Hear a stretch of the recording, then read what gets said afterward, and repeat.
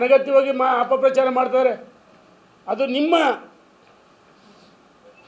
ಇನ್ನು 2023 ಹೇಳ್ತಾರೆ.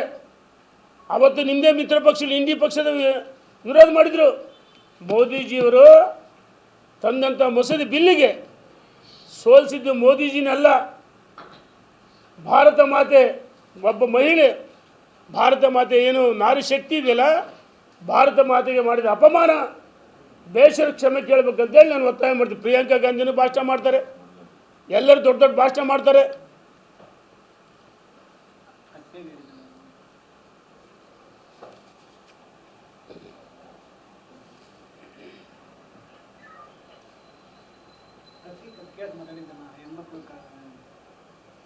ಕತ್ತಿಯಲ್ಲಿ ಮಹಿಳೆಯರೇ ಮಾತಾಡಿದರು.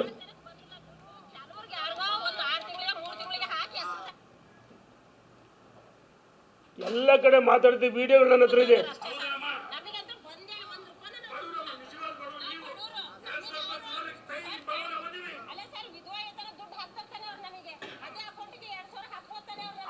ನೋಡಿ, ಈ ರೀತಿ ಸರ್ಕಾರದ ವೈಫಲ್ಯವನ್ನು ಮಹಿಳೆಯರು ಖಂಡಿಸ್ತಾರೆ, ಸಾಮಾನ್ಯ ಜನರು ಖಂಡಿಸ್ತಾರೆ, ಜನರ ಜೀವನ ಜೊತೆ ಚೆಲ್ಲಾಟಾಡ್ತಾರೆ. ಈ ಸರ್ಕಾರ 2 ವರ್ಷ 3 ವರ್ಷ ಆಗಿದೆ. ಆಂತರಿಕ ಕಚೇರಿ ಏನು ಬೇಕಾದರೂ ಆಗ್ಬೋದು.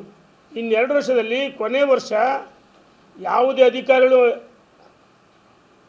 ಯಾಕಂದ್ರೆ ಗೊತ್ತು ಈ ಸರ್ಕಾರ ಔಟ್ಗೋಯಿಂಗ್ ಸರ್ಕಾರ ಅಂತೇಳಿ ಅಧಿಕಾರಿಗಳು ಸ್ಪಂದನೆ ಮಾಡ್ದಲ್ಲ. ತಾಲೂಕು ಮಟ್ಟ, ಜಿಲ್ಲಾ ಮಟ್ಟ, ರಾಜ್ಯದಲ್ಲಿ IAS ಲಾಬಿಗೆ ಚೆನ್ನಾಗಿ ಗೊತ್ತು.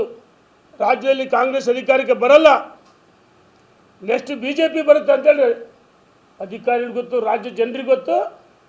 ಮುಂಬರುವ ವಿಧಾನಸಭೆ ಚುನಾವಣೆ ಅಥವಾ ಯಾವುದೇ ಸ್ಥಳೀಯ ಸಂಸ್ಥೆಗಳು ಚುನಾವಣೆ ಸಿಗಿದ್ರೆ ಯೋಗ್ಯತೆ ಇಲ್ಲ. ಜನ ನಿಮಗೆ ತಕ್ಕ ಪಾಠ ಕಲಿಸ್ತಾರೆ ಅಂತೇಳಿ ನಾನು ಎಚ್ಚರಿಕೆಯನ್ನು ಕೊಡ್ತಾ ಇದ್ದೀನಿ. ವಿದ್ಯುತ್ ಬಿಲ್ಗಳು